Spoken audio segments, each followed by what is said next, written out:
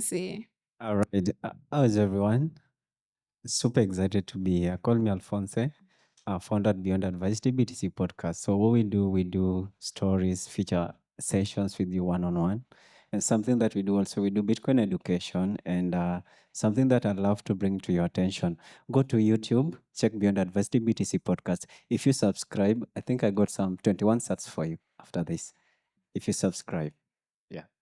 All right, thank you so much. All right, so let's dive right into the conversation. Yeah, we're talking Bitcoin and media today. And for me personally, I would love to address Bitcoin as a full movement in Africa currently. So we're speaking about it, we're trying to educate everybody. We want to make sure that this is a moving force, right? But there is also a narrative in Africa right now. And that's the whole narrative around Bitcoin being a scam. There are still people who still do not trust the entire movement and feel Bitcoin is a scam. So, my question is to you, Sabina. How do you think we can fight that narrative in local journalism? Okay. The first thing that comes to mind is reframing that conversation around the problem and not the solution. And what do I mean by this? So I was actually watching CJ's interview. He did an interview with FM, which is like a radio station here in Kenya a few days ago, promoting the conference. And the reporter asked him a question, and she was like, how sure am I that my Bitcoin is not funding chaos? And then I was like, really? So I replied in the live chat, I was like, how sure are you that your fiat money or your Kenyan shillings are not funding chaos? And if you're Kenyan, you know how chaotic our country is right now. What is funding those chaos? Yes, our fiat money. So our taxes, which we pay in our currency, which is Kenyan shillings. So when people come with that narrative that Bitcoin is a scam, even journalists, I've done like so many interviews with local journalists here in Kenya, and they always ask me like, how do you get people to use Bitcoin? And how do you counter that when they say it's a scam? So it's like showing them that even the existing system you use, the fiat money you're using, it's also a scam, right? You say Bitcoin is volatile. Your money is also volatile. And African currencies are actually the most inflationary ones we have. That is a form of volatility. When someone says that, oh, Bitcoin is using too much energy, like data centers use a lot of energy. So it's not like your existing systems are perfect. They also have the same problem. It's just like you want a headline, so you come for Bitcoin. So once you make them see that, they take a step back and then they're like, oh, wow, it's actually true. So that lays the foundation for them to want to learn more about Bitcoin and then try it and get curious. The other party is inviting them to try it. So after I've made sure we are like on the same page. I send a few satoshis. I'm gonna use an example of a journalist who did a story on Tando when we were first starting out. He works for Nation Media Group. It's a TV channel, a TV company here. And he was very skeptical when we started this interview. We did like 3 rounds of interview. And the last the last part I sent him some satoshis, and I set him up with like a Lightning wallet. I made him download Tando, and then we went to the kiosk where he buys lunch, and he paid for his lunch with Bitcoin, and his eyes like lit up. He was literally like, oh wow. He actually like believed it. So inviting them to try out, proving that Bitcoin is not just something that exists on the internet and it's actual money you can turn into goods or services, that helps like kill that doubt and scam. And then from there on, like plugging them with education platforms and all that. So that's how. Thank you so much, Sabina. I think one thing that stood out for me in what you mentioned is reframing the narrative. And I think that's everybody's responsibility here in the room. It's your responsibility to start reframing the narrative, even in your little circle. But we also have a communications expert here on the panel, and that's the in person of Sharon. So, Sharon, what strategies do you think we can use to actually curb that narrative? How can we start reframing both on social media, everywhere in terms of communication? What strategies do you think we should emulate. Yeah. I'm not gonna lie. Price talk is very attention grabbing. I'll give you an example. So the week before last, I was at a conference and I was like, okay, I've not really posted anything, but I need views on my page. So I just posted about Michael Saylor. And I got so many views. And that is attention grabbing. And one can say that that is content. And genuinely it is because some people do depend on such content. But I think communities have more to offer than that. I think it's about time that communities own their stories the way Bitcoin allows them to own their money. And there's so much stories that you can get from the communities. I mean, we have events, we have meetups, we have activities that we're doing. I got I stood in a I was in a class and Desri from hey, I've forgotten where she's from. Is it? I don't know, South America. And she was talking about like mining stories from our everyday interactions. And it was like eye-opening because a lot of times the focus can be on the things that don't really matter, but there are things that we can highlight. I think a community that does this really well is the core. They talk about what they're doing in their circular economies. Tando is another brand that does this really well. They show you videos how to like step by step how to do like a transaction, and it's really engaging content. And you realize that the more people see that, okay, this is like an actual thing that I can use, or they see themselves, let's say, a female developer, and then they see a story of a developer working on like a great product, and they're like, yeah, I can be like that. I agree. So yeah, there are so many angles that we can go into, especially within the community ecosystem. So it's about time that we start telling these stories.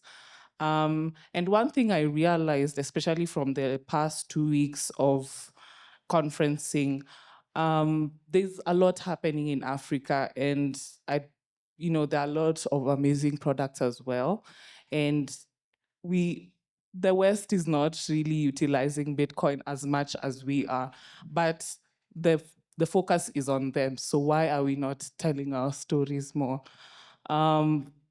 For the longest time, the broader Web3 ecosystem has been like, oh, Bitcoiners, you're in your little bubble.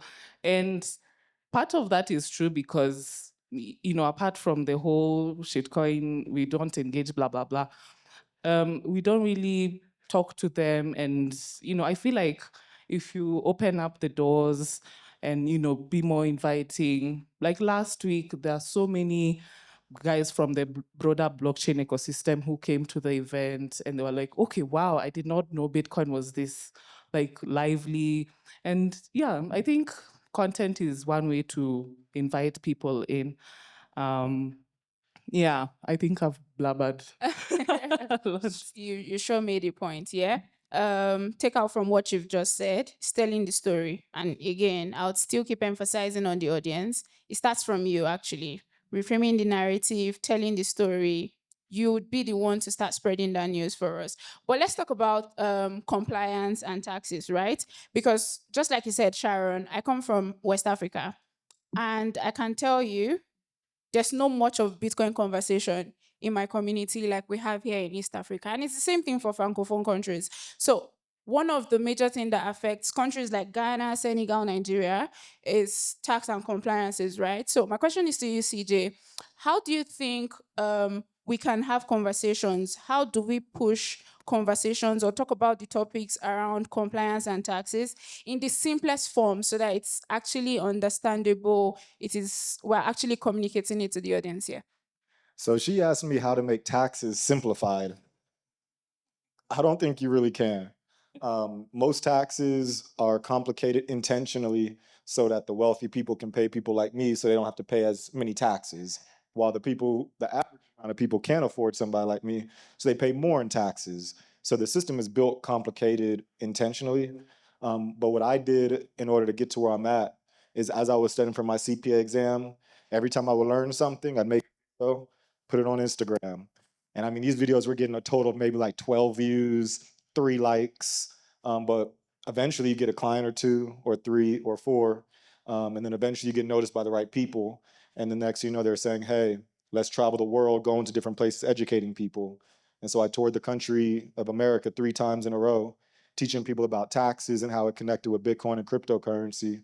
And the next, I have a global brand. And the great thing with Bitcoin is you can travel anywhere around the world, use your Bitcoin. You're not going to get stopped at the airport.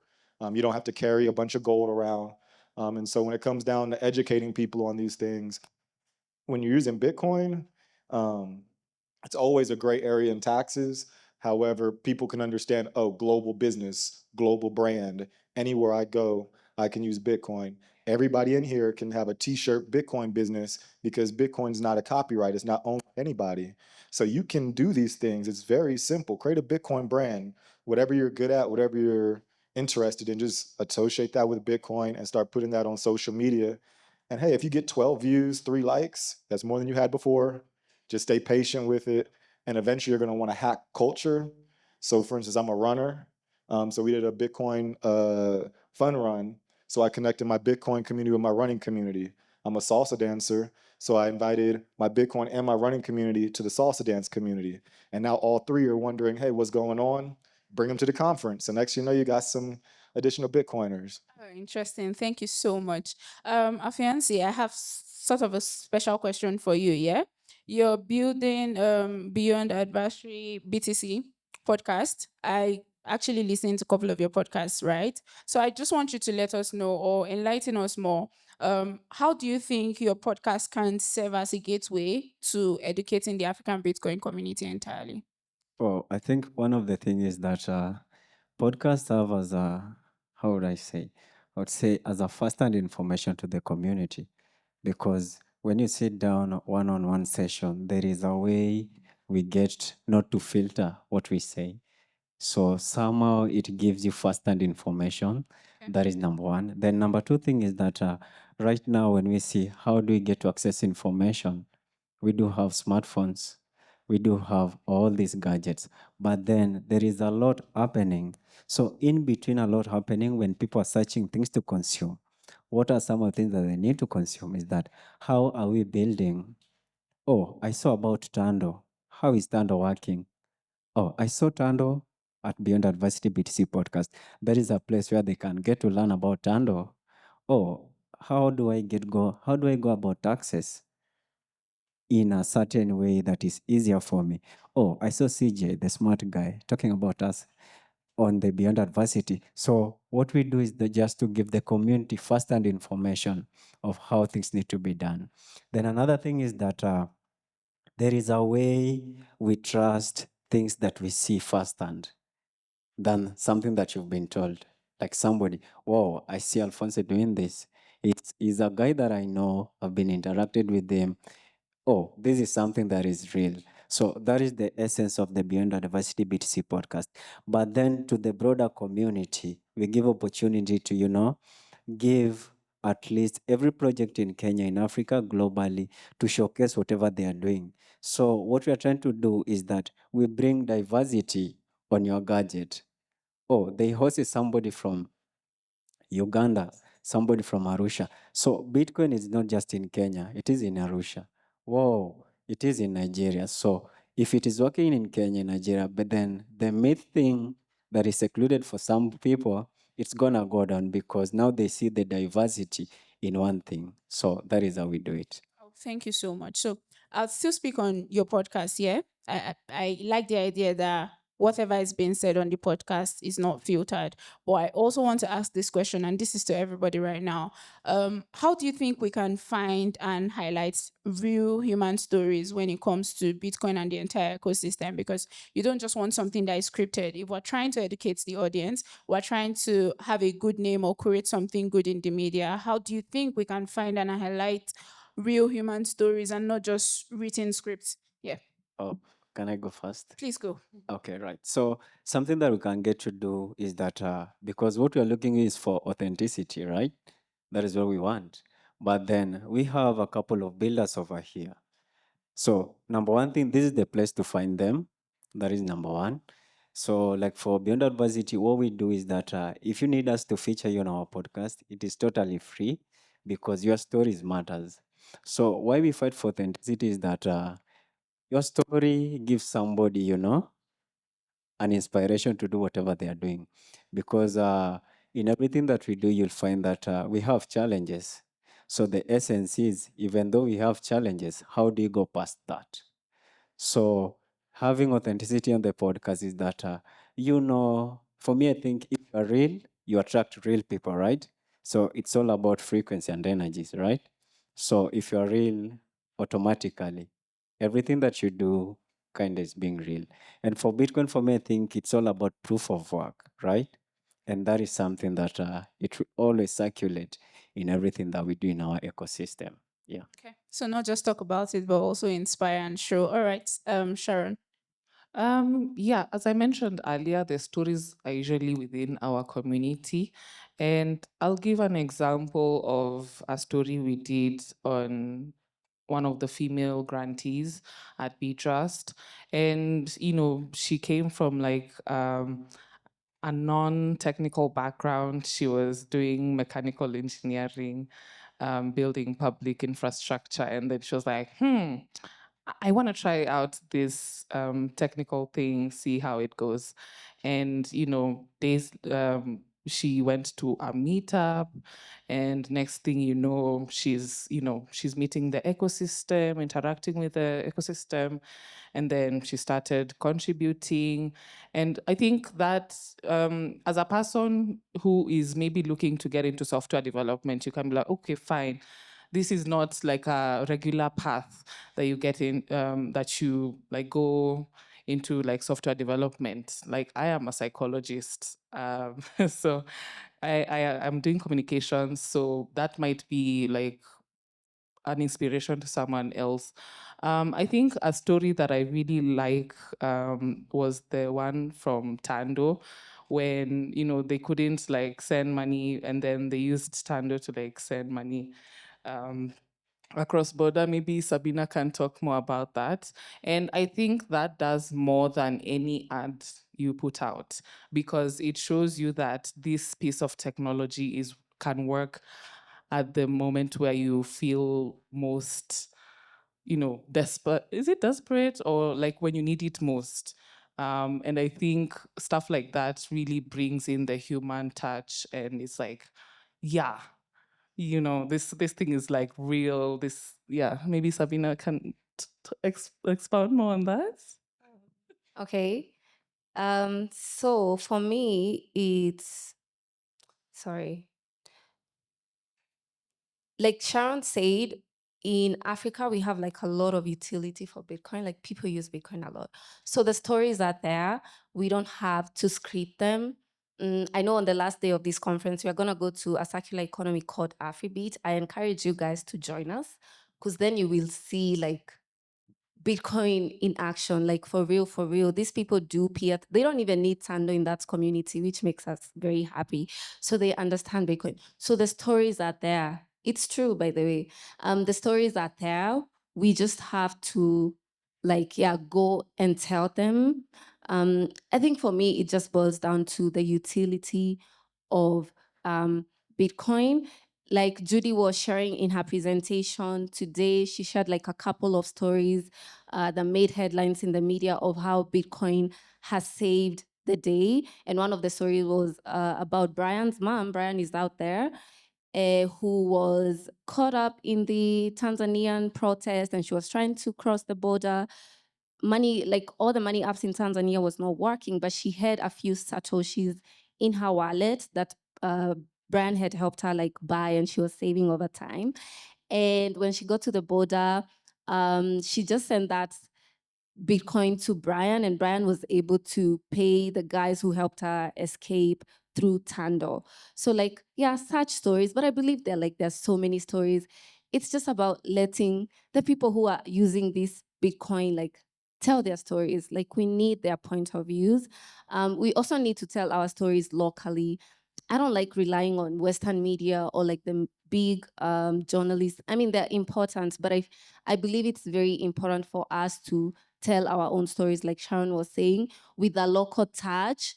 Like speak for me when I'm doing like Tando stuff. I like it when people are authentic and sharing their experiences. Like speak in your mother tongue, speak in Sheng. Like we don't need all that English and stuff.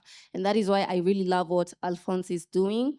He collaborates with local builders here in Kenya. We go to the studio. It's very comfortable, and you just say it as it is and speak your heart.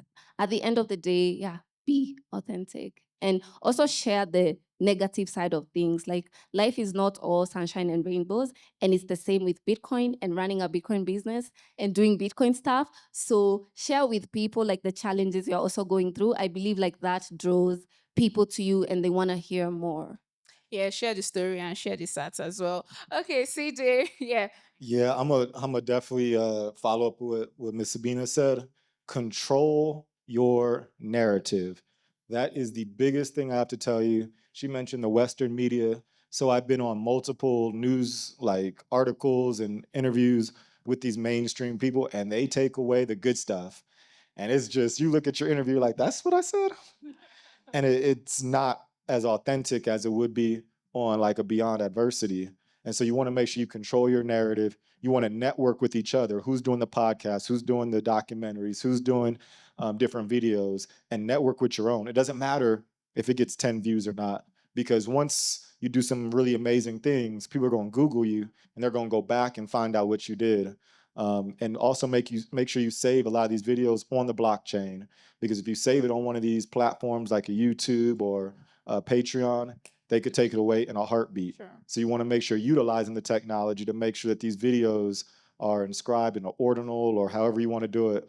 But you want to make sure that it's there permanently, so that they don't change the narrative. Because best believe if Africa becomes the superpower of the world, the narrative, they're going to try to change it and control it. So control your narrative. Thank you so much, CJ. I mean, if we have to keep sitting here to talk about Bitcoin and media, I think we'd exhaust our 30 minutes. But key takeouts to the entire audience from reframing the narrative, telling your story, inspiring people.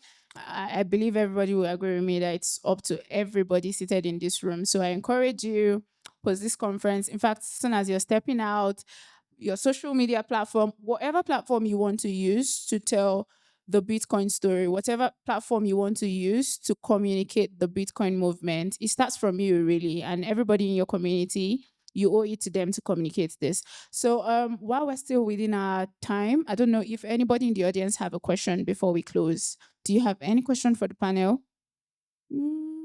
I think no. Okay. So my amazing panelists, I have just one final question for you, yeah? And it's just for the future, for now and the future, right? If you were to put it in one sentence, right? What you foresee or what you're looking forward to when it comes to Bitcoin and media in the next 5 years, how do you want it to be? What do you want to see? Yeah, Oh, I should go first. sure. So something that I love to see is that in as much as creators or builders, we are looking for the magnitude. I think we need to see, you need to appreciate what you have. Like for instance, we are looking for views, right? We are looking for subscribers. So be content with whatever you have. So for me, growth is gradually. So if you have 200 subscribers, imagine that physically. It is a great audience, right? Right? I agree. So don't change anything. Be authentic and be who you are. Be authentic. Thank you. CJ?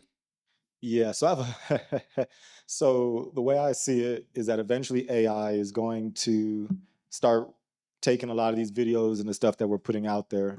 So one thing that I'm preparing myself for is actually to disappear from the social media place.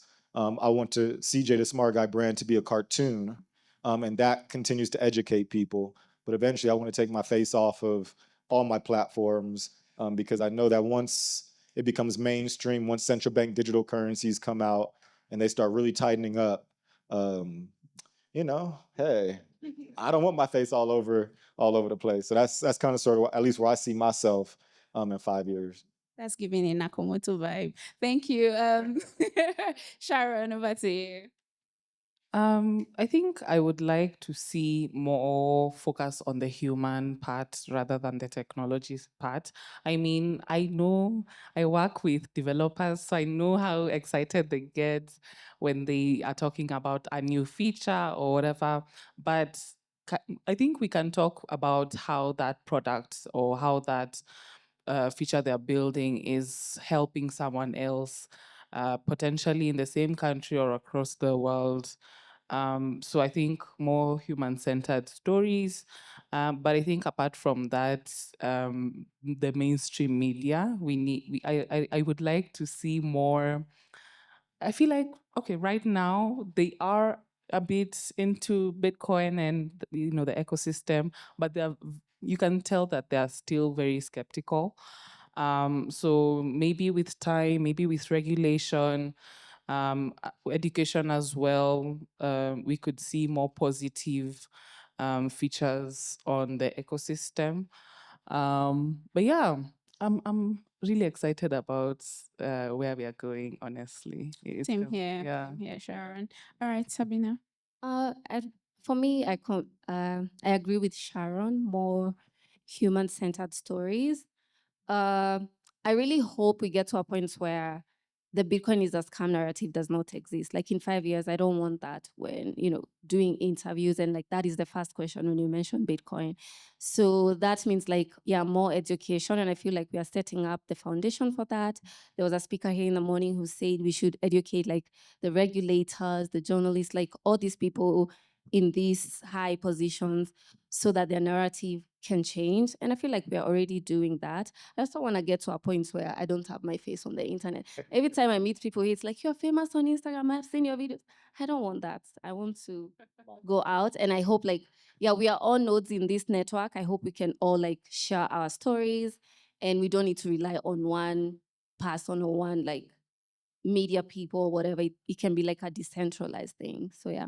Thank you so much. So for me, I think in the next 5 years, I don't want to have to be part of a community. There's a question. Okay. Yeah, please. Can we have mic for him?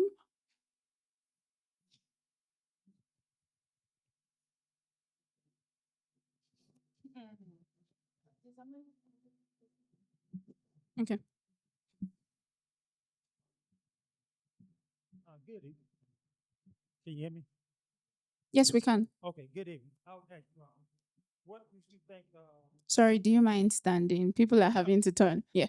I'm sorry. I want to ask what's the most important benefit of Bitcoin to each and every one of you, and what made you get into crypto and Bitcoin?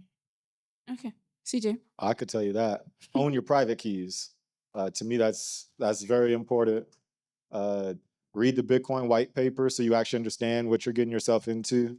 Understand the mechanisms that you're using and why it was created.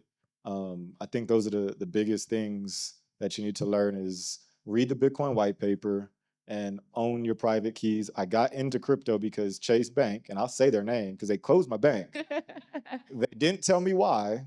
I didn't overdraft. They just closed it. It forced me to have to sleep at the airport because I have no access to my money. That's so sad. Yeah, I was hungry. That was more sad. And so that's when I went on Coinbase because I had downloaded it and I had some money on there and I was able to transact a little bit. And that's how I got into it because I realized Bitcoin's about the freedom aspect more than the monetary aspect. So I think for me, yeah, it has to do with the whole bank regulations and the rest of it. I mean, having to have access to Bitcoin, I don't need to go to a bank. Nobody's freezing my account. I regulate my own money. I tell how it's supposed to go and what's supposed to happen. So that's the interesting thing for me, Sharon. I got into Bitcoin because of the monetary aspect. I used to work for an international organization, and the bank transfer used to take so long. Oh my god! And by the time it gets, the fees are insane. But also, as someone who likes to travel, I think you realize how like borderless it is, because I can go to Nigeria and just show up, no USD on me, but I know if I go to Nigeria, I can use Mava Pay or whatever other tool that is there, and I can like freely transact. So I think I like the freedom that Bitcoin brings, definitely. Sabina. Yeah, for me, it's the freedom and the permissionless nature of Bitcoin. Like, I hate doing paperwork. I hate going to the bank and they're asking me why. A few months ago, I had an incident with the bank where they're like, your signature does not match the one you use when you open this account, so we cannot release the money. And I needed to pay for my insurance. I was like, are you kidding me? I actually threw a tantrum there. Not a tantrum, but like, I gave them. Yes, they felt it because I was like, no, you're not doing this. Like, it's your money. You work so hard for it. You, like, bro. And then you go to ask permission from someone to spend it. Like, why would you do that? Like, I don't understand how we normalize that, by the way. It's not normal. And so for me, I love Bitcoin because I don't need to ask permission from anyone. I spent my time, my precious time making this money so I can use it in whichever way I want. So leave me alone. Sure. All right, you. All right. So for me, it was efficiency because I do have an organization that is training on digital literacy. So I do rely on donations. So when I get a donation from outside Kenya, so you find that they traded for me my money. So for instance, somebody sent you maybe $500, right? So when you're going to get your money, the current rate, maybe it's 129. It's a month. So they're going to tell you, I'm going to give you at 126. So if you rely, I don't want it, keep it there. They're going to tell you, take it at 127. So at any cost, they're not going to give you at 129. So that is something that made me do that. All right. Thank you so much, guys. Thank you, my amazing panelists. And closing speech would be to everybody. Please try to start reframing the narrative in your little community. Try to spread the word. Educate as much people as you can in your community, and we'll keep moving. Yeah, with Bitcoin. Thank you. Thank you very much. Thank you very much. And for the next panelist, please.